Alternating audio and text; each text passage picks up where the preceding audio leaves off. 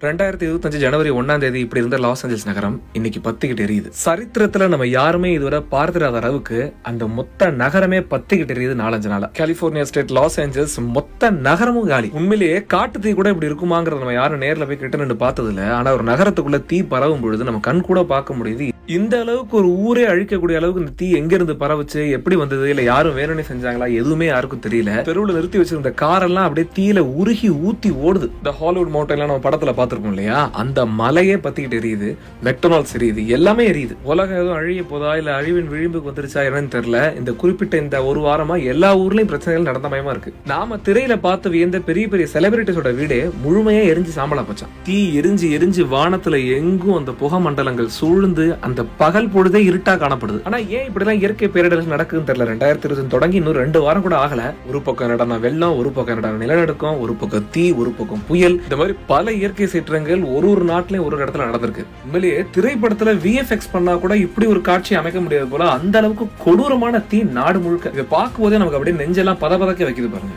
மொத்தமா காலி, மொத்த லாஸ் ஏஞ்சல்ஸ் நகரமும் காலி. அங்க இத்தனைக்கும் அந்த மொத்த யுனைடெட் ஸ்டேட்ஸ்லயே கலிபோர்னியா தான் அதிக GDP கொண்டிருக்கு. மீட்பு பணிகளும் நடந்துகிட்டு இருக்கு, 4 நாளா நடந்துகிட்டு இருக்கு. ஆனாலும் அந்த தீ குறைஞ்ச பாடல. ஆண்டவனுடைய அருளால உடனடியாக இதெல்லாம் சீர்நிலைக்கு வரணும். அந்த மக்கள், இயற்கை, அந்த நாடு எல்லாம் மறுபடியும் பழைய நிலைமைக்கு வந்து நல்லபடியா வாழணும்.